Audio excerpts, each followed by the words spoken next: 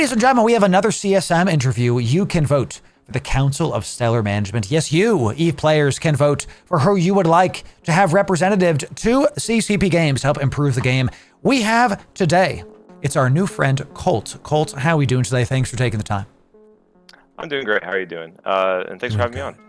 Of course. Chat, you're going to see me edit some of this production live because I wanted to kind of do a little bit different today and showcase, like, they're also, you know, what they're running on and in the window here. So, Colt, thanks for taking the time again. How'd you get into EVE? Why don't we start at the beginning? How did you start playing this game we all love? I feel like I am similar to a lot of people, in which case, like, I got word of mouth. In my case, it was when I was in either a freshman in high school or in 8th grade in middle school, actually, a very long time ago. Friends basically said, hey, have you heard of, like, you know, this EVE Online game? It has to do with, like, you know, spaceships. And I was like, no, I haven't heard about that. I'm very interested in this. And I just, like, you know, popped on. And I played with them, like, you know, off and on over the course of, like, you know, the many years I've been playing. Well, technically playing. But EVE is cyclical. I feel like you have an itch that you want to scratch, and then after something, like, you know, causes you to either, like, you know, rage quit, or you're just like, I'm not having fun because I'm burnt out on it, I decided to take a break.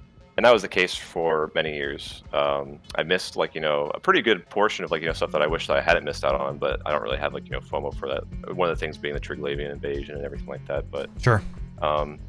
I came back around the turn of the Equinox expansion, and I was kind of ready to basically call, like, you know, win EVE and call it quits for good, because I wasn't really having that much fun with it being a solo player. The people who I was playing with in my youth, they had, like, you know, stopped playing altogether. We drifted apart, you know, just how normal life works.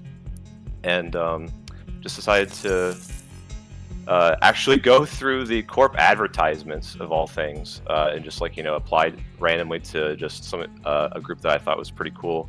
And they've kept me around ever since. I've been a lot more involved with all the things that kind of go on in the game, which is something I haven't done before. Very much more so in the social aspect of it. Very in tune with a lot of the stuff that's going around in Pochven and, like, you know, small gang stuff in general, especially, like, you know, stuff that's happened, like, you know, like post Equinox. For sure. And yeah, and here I am, like, you know, thinking that pretentiously that perhaps I can, you know, be a good voice for people who do the same kind of content that I do. I don't think it's pretentious to say you're trying to help. You know, people. Yeah. I want you to be allowed in this space to hype yourself up. You know, it's not pretentious to say, I think I can help, because you might be able to, you know, so. It's true. Pretty sick. So good stuff. And look, we talk about here, I love that you said win EVE is like you were alluding to quitting EVE. I hear you. That's been something that's been said quite a bit throughout my tenure. I've heard that a lot. In this community, we take it a little bit differently. I like to say winning EVE is enjoying the game at your own pace. Because we were talking about this today, right? Like, playing the game can become a job. And if you let it, you know, so sounds good to me. So you are a Pochven enjoyer as well. Chat, you do see the tags. This is important. I know you can't see my cursor, chat, but you can see how I'm highlighting stuff on his thing here. And we are going to put this link in the description so you can read up on what Colt has. We're going to be spamming it throughout the chat as well, so you can hear and see what he has to say. So you'd be the second person in Pochven that is running for CSM. Help us understand what you can bring to the table being a Pochven enjoyer. Sure thing. I think you've already interviewed Drake, and Drake's been an awesome CSM, by the way. I don't know if you are aware of, like, all the work that he's done for Pochven after, like, you know, joining the actual, like, you know, CSM. But the roundtable that he's put together has been absolutely wonderful. And I mean, like, I kind of aspire to be able to add as much to the, like, you know, to the region as he has added. However, I think, like, there's, like, some stuff that he kind of misses out on because, one, he doesn't, like, you know, do a lot of the smaller scale content, and also his gameplay style is a little bit different, especially after joining CSM. I think he logs on to kill people in his Panther, which is awesome. Not his Panther, his Python. His Python, yes. Yeah. I forgot about the Python. He used to, I think he probably still has the Panther, but I know back in the day he liquidated everything. And yeah, if you see a Panther or a Python uncloak next to you in Pochven, it's run away. You know, yeah. But yeah, the being added to the round table around the time of the Drifter Crisis event, like kind of like wrapping up, it kind of opened my eyes to what the major voices of like the people who actually like play around in the region kind of are. And I was surprised to see that it's mostly people who are running obs and like are going for like large scale multi-box fights kind of thing, big BRs, that kind of stuff. And I feel like Pochven is more unique and special of a region and should be like treated as such for like this small gang PvP. And so I think that having a lot of experience doing specifically that, doing smaller scale PvE content, doing smaller scale PvP, like actually like interacting with all the things that are available in this region and how they kind of like co-interact with each other. I think that I can provide like pretty good perspective and like show some improvements there. Love that. I think one thing that people don't really like get in terms of what makes Pochven special is like the unique mechanics that are there. It's kind of the love child of Null-sec and a wormhole space.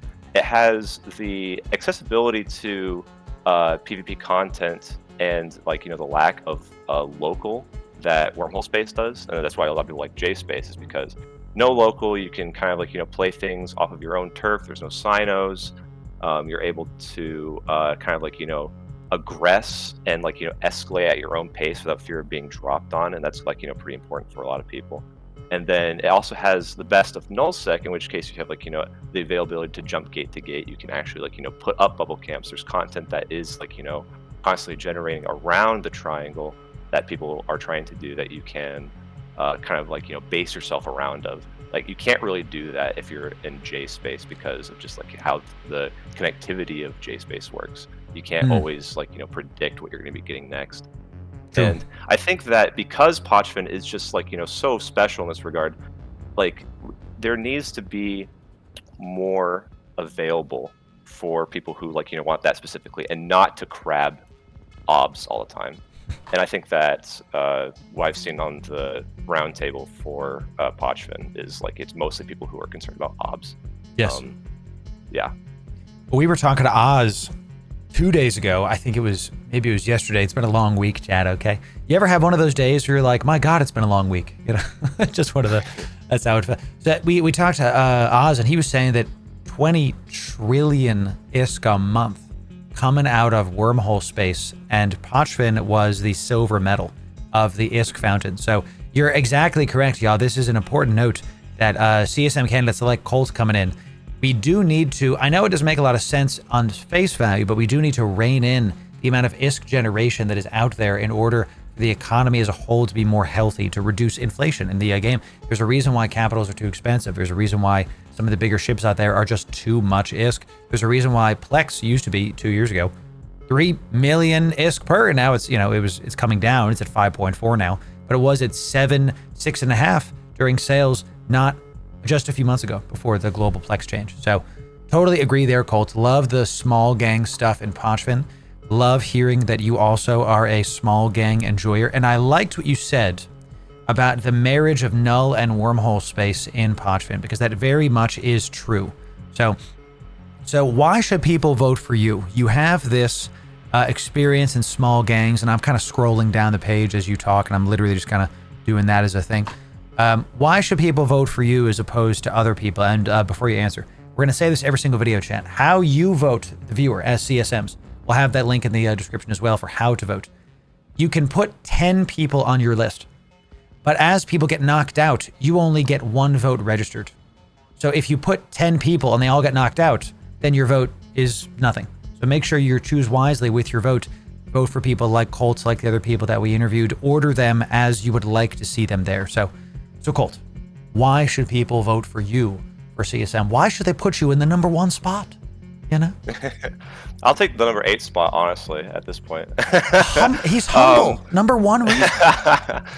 I think that what I bring to the table that a lot of people probably don't is this view of interconnectivity with the game at large. I think that with a game that is this in-depth, and there's a lot of undocumented stuff with this game, actually, like, you know, knowing how stuff works is a skill in and of itself.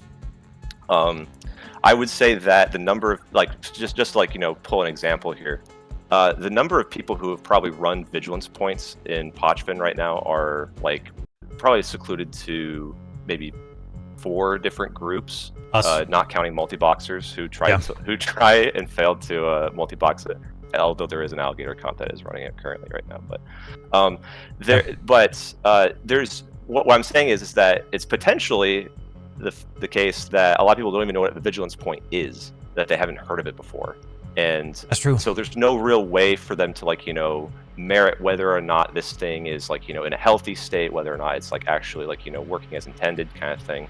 And I would also, like, you know, venture a guess that a good portion of people in the game don't understand, like, you know, what makes OBS, like, you know, as lucrative as they are and why they are as problematic as they are. Yes. So I think that interconnectivity of the game and how things kind of interact with each other. For Pochven specifically, it's because it's an ISK faucet, right? There's not enough sinks going on into the region to, like, you know, offset the actual faucet that's being generated from OBS, and so therefore, like, you know, like you said, Poch is the silver medal in terms of, like, you know, actually, like, you know, throwing ISK into the game, which is, like, you know, not okay, right. I don't think. But kind of moving on to this interconnectivity thing, knowing, like, you know, how, like, when you twist a knob, it's not just to, like, you know, say, I want to decrease OBS payouts, and if you press that knob, everything's fixed. That's not how that goes. What it kind of really is just like, I'm turning down this ISK faucet in OBS, and I need to compensate in other ways for people who have found their niche doing this, that there is, like, you know, other things in play. If you were to remove OBS today, there would be far-reaching consequences just beyond, like, you know, having the ISK faucet be removed. Because obviously, like, you know, everyone wants to, like, you know, say, okay, we'll just get rid of OBS, things are going to be fine because that faucet's gone. Well, the issue there is that is, like, you know, more or less the lifeblood of a lot of people's bread and butter in Pochven. And I don't mean that specifically in, like, you know, the multi-boxing blobs that happen there. I don't really care about that. They can lose all their money for all I care. But what I do care more about is the salvaging market that goes on here. There's a lot of people who, like, you know, handle a lot of, like, you know, the salvage that goes here. People will scavenge these multi-boxer fights that happen here. When init fleets roam around, they're doing so with the intention of killing these multi-boxing fleets and, like, you know, whaling and getting large BRs kind of thing. And losing that, I think, is pretty unhealthy because that is depriving the region of content. So it's not as simple to say just, like, you know, turn off the faucet. You can't do that. You have to have other things in place. You have to be able to, like, you know, direct people to other niches and, like, you know, accommodate all these other niches. It's the same thing with what I call I don't even call it the Hospodar bug. It's the Hospodar bug, where basically the entire Triglavian salvage market is propped up solely by a bug with the K-space, like with the K-space connections. You're entirely correct. Pochven. Yeah. Can I explain what that is for the newer people? Of course, yeah. Yeah. And if you want me to not interrupt you, just say, well, let me finish one, and I have no problems letting you talk. It's totally fine. That is a really important point. Right now, if you want to get into Pochven, there's 2 ways. You can either filament in, which you have to find them, or loot them, buy them, whatever, or you can scan down in high sec, specifically, and some low sec, Pochven wormholes. These wormholes have mobs that infinitely spawn if you do a certain wave the right way, and I'm not trying to just, like, broadcast how to do it. Literally infinitely spawning. So you will see Marauders, Kronos, with a Noctis or something there, salvaging, an Orca even, just to not die, just constantly killing stuff for hours and hours and hours. My Corp actually hunts them down because we're like, hey, here's another high-sec Kronos. We have 20 Catalyst Navies. Let's go. Let's go get some loot, you know, because they have literally billions of ISK coming in. That's one of the only places that Triglavian salvage is being farmed en masse. Unfortunately, it's a bug that is causing the Trig salvage market to be, as Colt says, propped up. So totally agree with you there, Colt. And I want to give some context also to the Pochven stuff you were just talking about, because many of you watching this are probably like, why should I care about Pochven? Because Pochven being the silver metal ISK faucet in the game behind wormhole space means that stuff in Pochven affects you, even if you're just a high-sec miner just mining Veldspar, you know? So this is important. So when Colt talks about tweaking the sites, not just removing the OBS sites, which Colt, you'll be pleased to know that I'm working with my corp. You know that I'm a part of KYBERNAUT, so we've talked before. Yeah. I'm working with KYBERNAUT on getting guides up for vigilance points, up for OBS sites, so that we can have more, let's call it visibility into the people. So chat, you get an exclusive on this interview that there will be more Pochven guides coming. I had finished scripting and filming a rogue drone / vigilance point guide, and then they updated. So I was like, well, can't put that guide out now, because some of the information's wrong. So I had to stop that. I do agree, one of your points here, I'm just going to read some of these, with removing the Hospodar farming in high sec. I definitely want this to be fixed, because right now, in order for Barbaroga prices to come down, we have to have more reliable methods to farm Triglavian salvage. And maybe it's not farming mobs. Maybe it's, the loyalty point store. There's got to be ways that we can talk about the viability of how to reduce the cost of some of these trig ships. Because if they ever introduce, we got the Barbaroga, if they ever introduce a better Dreadnought or any other Tech 2 Triglavian, what about Tech 2 Dracovics? What about Tech 2, the battlecruiser tier? The moment we add one more Tech 2, you're going to see prices go up even more, because now there's another ship that needs that salvage basic supply and demand. So I like that you're talking about this. This is really important stuff that does affect literally the entirety of New Eden going into Pochven. So go ahead. And so I just want to kind of dial in specifically on the Barbaroga. I think the Barbaroga is kind of the straw that broke the camel's back. Previously, it was people were okay with trig ship prices because they weren't they weren't the best, but they also weren't particularly egregious. It was upsetting to see that you could buy a Nurgle for 130 mil when all of their assault frigates are 30 mil back in the day before the Barbaroga was released. But I think a Nurgle is now going for maybe half a bill. Quarter of a bill, maybe 300 mil. Yeah, half a bill. It was it might be down to 300, but the last time I checked, which was a week and a half ago, it was 400. But still, yeah, a lot. Yeah, it's a lot, and I don't think that is healthy at all, especially for smaller trig ships. I think trig ships in general, when you get below cruiser sized, are more or less kind of shoved aside. Especially the Damavic Nurgle line, because they're not economical. There's no reason to fly them, and I think that is depriving people of content, of actually being able to enjoy using these ships. They either whether they like the aesthetic or the idea of spider tanking Damavics. Well, if it's going to cost me 200 mil in order to have 3 Damavics spidering off of each other, why would I do that? Oh, totally agree. We joke the Damavic is a net. That it is the easiest ship to kill in the game for the most money. It's just it's a very tiny little ship that is cool, but my God, it's too expensive for what it does. So totally agree. Yeah. 100%. Yeah, and so that kind of brings me into my next point of things that I also want to change in terms of this interconnectivity, especially for stuff that's related to Pochven. You touched on it with the loyalty point store, and I do believe that is the direction that CCP is going, especially with what I have seen and read and heard from the a roundtable that we have for Pochven. But until that's implemented, obviously, it's all speculative, of course. Totally. I would go even a step further for Tech 1 trig ships. I feel like the payouts that you get from doing the Abyss, a lot of it is obviously the jackpot stuff that you can get. You can get these wonderful mutaplasmids, these mutaplasmid BPCs. You can get the obviously the red loot that's involved in that. That's all great. But a thing that I think should not be tied directly and only directly to Abyss and should also be available in Pochven is the 0 point condensate and the crystalline isogen. Because that being tied up entirely inside of Abyss basically means that Abyss runners who might not even be truly industrialists and are just selling things are just controlling the market. And that's not their fault. It's just how the systems are in place, right? It doesn't make any sense that this region that has been lore-wise attached to the flow of Bujan for the Triglavians does not have access to this very basic material for building their ships. And I think that would solve a lot of the issues that you see with Tech 1 trig ships. Damavic would become less expensive and therefore more used. Same thing for the Kikimora. But that's just whether it's tied to an LP store or just some kind of resource gatherable that you can get inside of Pochven. I think that definitely needs to be looked at and changed.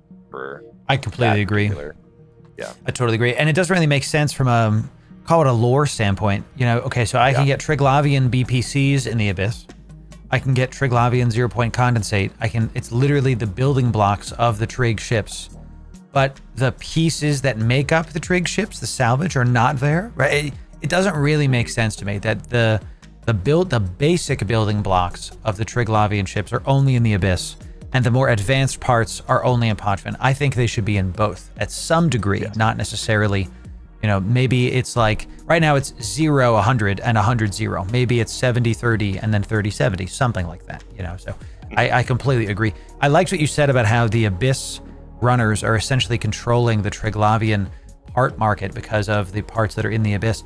This is the kind of thing, chat, the insight that you get when you have somebody that plays the game a lot, like Colt, and is knowledgeable in these kind of things, and why you should consider voting for CSMs that we have on this show, like Colt, because you want to play the game more effectively, especially if you're and even if you're not a Pochven enjoyer, but in this case, especially if you are a Triglavian ship enjoyer, the price of Trig ships affect other ships. It's not just that. Like, what would happen if Dracovex were more available? Would that affect the ships that Dracovex counter? For sure. It would make the prices fluctuate and differ. So this is why this is call it a delicate thing, y'all, that we can't just like roll through and call it a day. So you talked about the hospital bug from HiSec. I liked you were talking about the 0-point condensate. This is a big one, actually. I really think this is probably your best thing that you should run on for sure, because it's going to help everything to be better. Talk to me about small gang stuff in Pochven. I know there's been a crap ton of changes to Pochven recently. The changing of cloaks, the changing of the Pochven Express, as we've called it.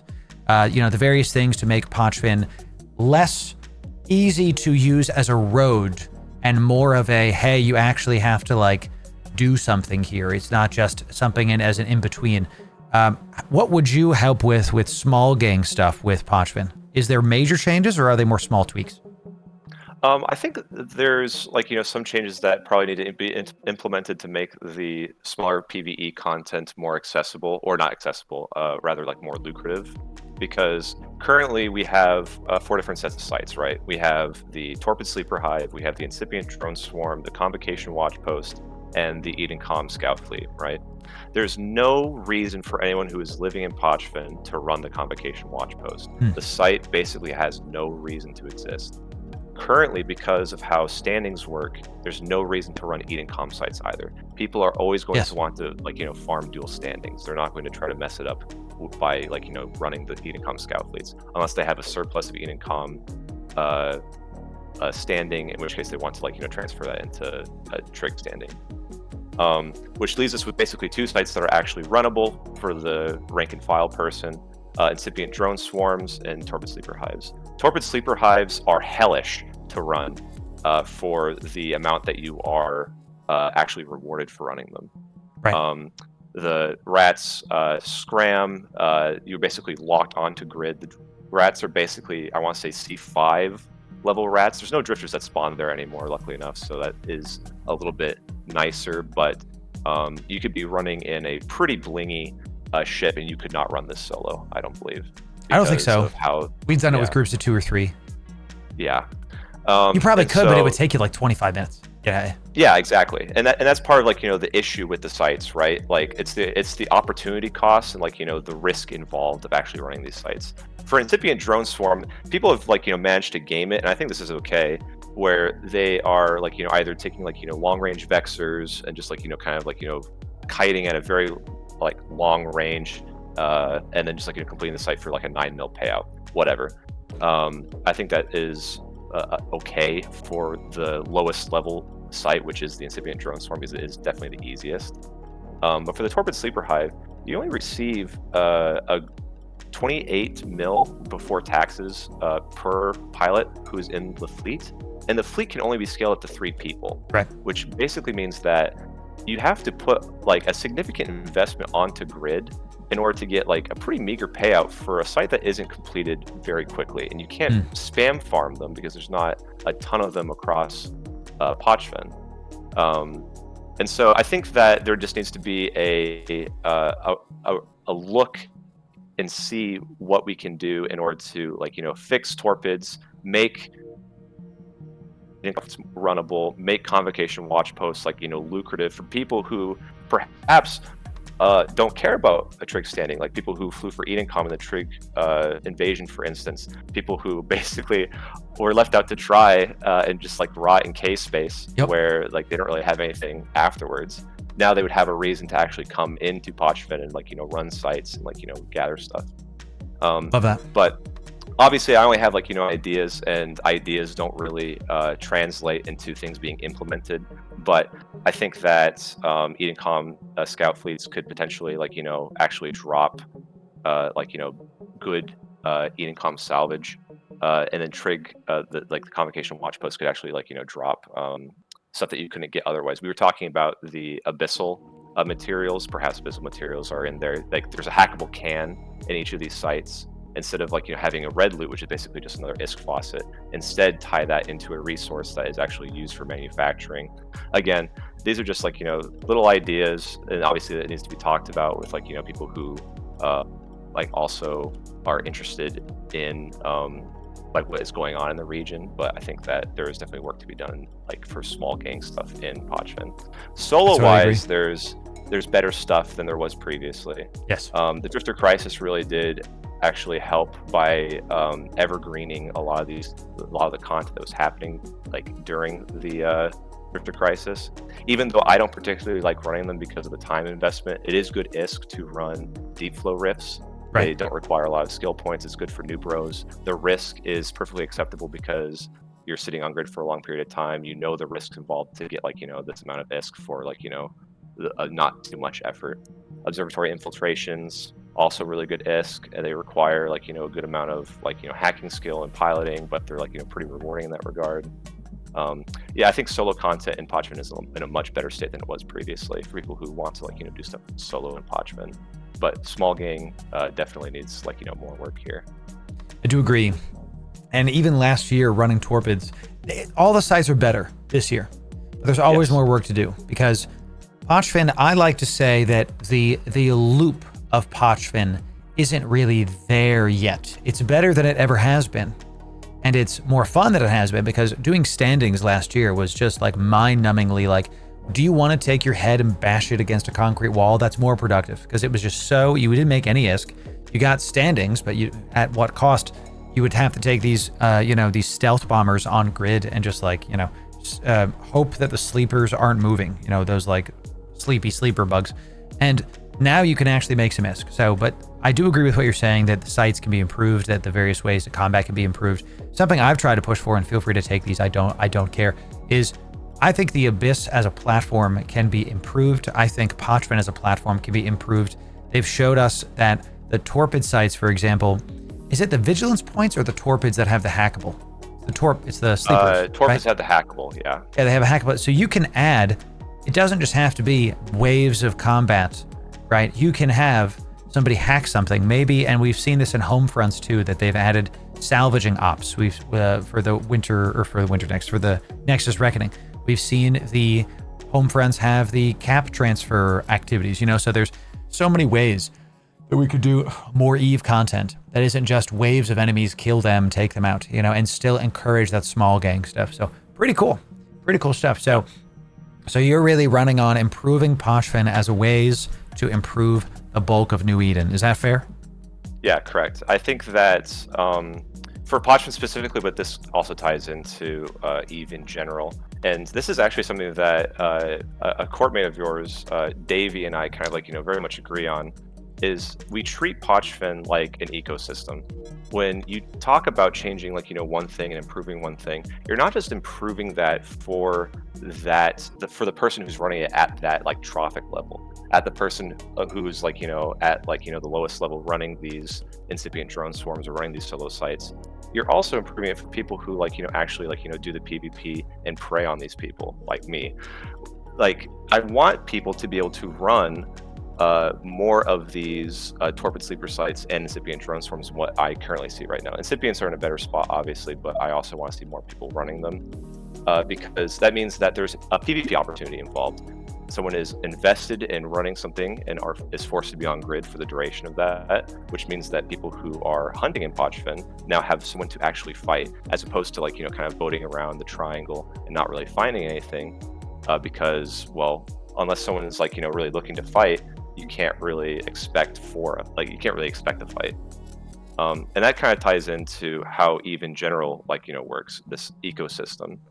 Changing things in Pochven is not going to just affect Pochven, it's going to affect a bunch of different people. Totally agree. And so yeah, I want to focus primarily on Pochven because that's the area that I reside, but I think that there's other areas as well, and I touch on it in my forum post as well. There's small gain content, at least nominally, that CCP has introduced, Equinox and Revenant expansions, and it's very easy to forget about the Revenant because all we really got out of it was the Tholos and the Cenotaph in the grand scheme of things. The other content that they introduced, nice, more or less, Merc has dens. not been used at all. Yeah, Merc dens. I forgot those existed. You just said. Yes. I know about Skyhooks. Obviously, we talk about Skyhook rating all the time. Enough. Oh yeah. But Merc dens, I totally forgot about these. Yeah. So I'll talk about Merc dens first, but and then obviously go into Skyhooks because that's more known to people. Merc dens are basically only really good for the generation of infomorphs that are then traded into Zarzak for the Tholos and the Cenotaph, plus the actual breacher pods and everything like that involved. And so obviously people don't see too much of an issue with that from a market standpoint because it's basically just been just a new wealth generation scheme for Sov Null to be able to plop Merc dens on their own Skyhooks, farm the infomorphs, sell the infomorphs for people to then buy and then trade into Zarzak and all this stuff. But what that basically means is that it's only a wealth generation thing for Null-sov. It's not actually providing any content for people who, like my group specifically, who wanted at the beginning of Revenant to be able to plop down these Merc dens with the intention of having these smaller scale fights, being a small gang, kind of messing around with Null-sov, not really interacting with them at a large fleet scale, but being a thorn in their side kind of thing, being this kind of pirate, but Merc dens have not delivered on that at all. Basically, all they have been is just a new deployable that Null-sov just has to anchor next to a temperate planet, and they get their infomorphs, and that's all they do. They don't do any of the actual content that was involved in that. There's sites that actually happen if anarchy gets too high. All these different mechanics that just isn't used because why would they ever do it? It just feels very one-dimensional. It's very one-dimensional, yeah. And there's so much more potential that I think CCP wanted to have happen, but the implementation of it was just too lackluster to generate what they kind of envisioned for it. And so it's basically dead content at this point, and it needs to be looked at. Love that. And then obviously Skyhooks. People, whenever I talk to people about Skyhooks, it's definitely a love-hate relationship with Skyhooks, because there's been a lot of changes that CCP has done, either for good or ill, for the content of Skyhook rating. Skyhook rating in general is still very fun because you can get these smaller scale fights, but due to how it works, it's hard to actually generate good value for people who are trying to be the pirates, trying to be the thorn in their side kind of thing. One of the major things is self-rating. Self-rating by Null-sov basically means that there are two silos that exist within a singular Skyhook. There's the secure silo, and then there's the rateable silo. The secure silo obviously is secure. You cannot drain from that. There's no way for you to affect that as a person who does not own that Skyhook. And then there is the rateable. And so there's no differentiation between a person who owns the Skyhook, whether or not it's a holding corp or whatever, and a person who's actually genuinely rating that Skyhook. You rate it no matter who you are, and you get the contents of that rateable silo, or 60% of it, or some such. The issue arises when Null-sov self-raids, because that deletes the value for people who want to come raid, and then discourages people from coming out to that region to raid, because they know that the people who live there are self-raiding.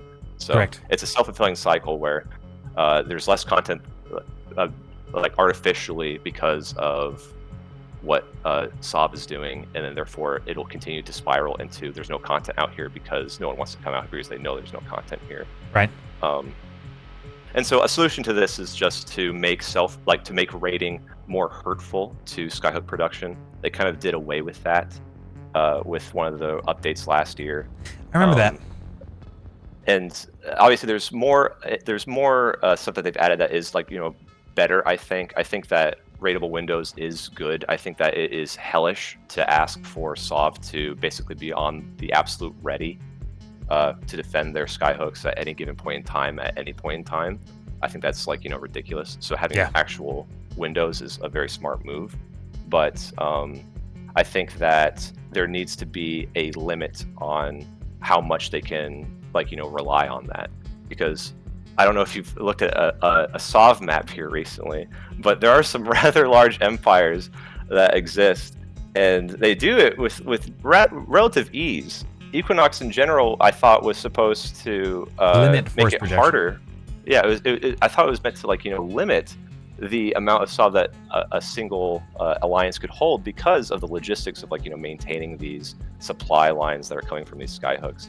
But it doesn't seem like there's any trouble at all there, really. Ansiblex projection is off the charts. Still big. Yeah, and so there's just a lot of things that need to be looked at with Sov, and I want to look at that specifically from the lens of people who do not live there and just want to head out there to find fights. That's why we have noise filaments, after all. We just want to head out there so we can just have a good time for a short period of time. We don't want to actually be out there and interact with the Sov system. That I think is the strongest thing you've said so far. I love these points. The Pochven stuff makes total sense to me. It makes sense. We're trying to improve an area of space that is small gang focused. Then taking that same mentality and pushing it out into Null-sec, an area that is dominated by these massive corporations. I can tell you that when I came back to Eve before I was making Eve content, before I became an Eve partner, I was like, why would I go to Null-sec? I'm just going to get ganged by 100 people if I bring a Venture. That. That's the mentality of most people that don't go into Null-sec, because they see it as this place where you will pop in, and correctly so, you'll get mobbed by too many people, and there won't be a quote fair fight. You and I both know, Colt, there's no such thing as a fair fight in Eve. You gotta scout, you gotta do stuff, the whole thing. But we could talk about if a system is unfun, and this phrase force projection kept coming up last year, and I totally agree with your take on this, that I do think that null empires, and not just null empires, but every corp needs less force projection, that we need to have more of a focus on how can you operate in a tighter area and still have cool stuff happening and defend your space without needing to have people have jobs where they're taking a shift and oh, you're Wednesday morning, I'm Thursday night. This is a video game at the end of the day, and more small gang fights. This feels like you're saying, and stop me if I'm wrong, right now the bulk of the content is really for, in Null specifically, we've done talking about Pochven, in Null specifically, the end gamers are the ones that are having most of the content and most of the fights. We'd like 100%. To push it more to the mid gamers, the guys that are hey, I want to have a group of 5 people and go into a known area of Null-sec where there's not really anybody there, and just kind of mess around. Maybe we raid a Skyhook, maybe not. Is that kind of what you're saying? More 100%. Because the mentality that I have with this game is to treat it like a game. IRL comes first, and all of the stuff that you do in Eve should be fun. It should not be a second job. And I think people lose sight of that when it comes to Null-sov. They might obviously state building at the highest level is a fun thing, and so I understand why it exists and why people are okay with being cogs in a null machine essentially. But sure. I think for a good majority of people, and I do say majority, I do think it is a majority of players, they don't want to treat this game like something that they have to treat as a job. Okay, you're on shift, you need to be available for this, the defense of ESS, you need to be part of the standing fleet, you need to be able to do this, you gotta make sure you pay your taxes, just all this stuff really drains the fun, I think, from people who just want to play this game as a game. Not to say Null-sec inherently is like, bad, and that there aren't like, fun gameplay loops to be had in Null-sec. But I think that it just definitely needs to be looked at and then tweaked, because you're absolutely right. That is what I meant when it comes to Null-sec. A lot of the content that is being added to the game is meant specifically for people who live in Sov, and that leaves a lot of other people out to dry. Yeah, I think, and I see some back and forth chatter, people agreeing, people disagreeing. Totally fine. This is why we do this live, y'all, because we want the community to see your points there. Love the respectful disagreements that we have here. Totally great stuff. You all can disagree. A-okay with me. The thing that we're talking about here is not, here's what's going to happen to the game. Just to be very clear. When we're talking about CSM candidates, Colts and other like-minded people are going to bring their data points to CCP Games. And at the end of the day, CCP Games does have like the final word, because it's their video game. Colts and other CSM members are going to be able to advise. It's more of like a round table of advisors. Like, look, here's what we're seeing, here's what we're kind of liking, and then they're going to go back with data and try to prove stuff and see what's up. So I don't think like just because Colt's saying some chat, that's what's going to happen to the game. I just want to be very clear, because some people are, we all like how we play the game, and change can be scary depending on what we're talking about. But regardless of who's out there, I think we can all agree that right now, if you're not in a massive null block, you can't set foot in null for more than like a couple days. I think we can all agree that without getting hammered by some massive freaking fleet pushing you out. And that's not necessarily bad, but is it fun? We talk about that a lot on this channel. Is it fun or not? So, or hours? Yeah, exactly there is. So really good stuff, really good discussions coming in, Colt. So Colt, this has been great. The small gang mans coming in, good stuff, Colt. I'll let you have the final word. We'll link this there, hype up your stuff, give the people like an elevator pitch, and then we will keep it going. Sure thing.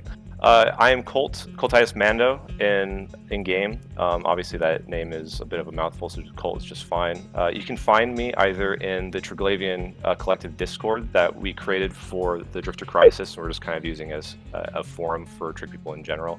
So feel free to message me there. DM me on Discord, Elanius Pius, or you can join the Virage Discord, which is the alliance that I'm a part of.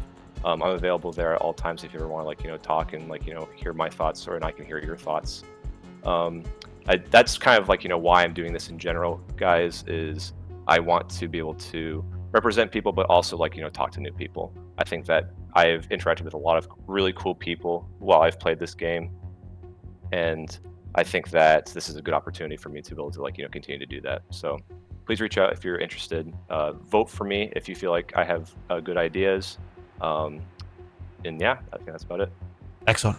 Ladies and gentlemen, more CSM interviews right here. It's our brand new podcast over on YouTube. We have a podcast section, brand new, so you can see all the interviews that we've done, Marquee Dragon, other CSM stuff. Chat, can we get some 07s for Colt and for the other CSM candidates we're going to be interviewing? Thank you for taking the time. We'll be talking to more of these people, and if you want the best Eve guide, sub right here. We'll see you in the next video. Thanks very, very much.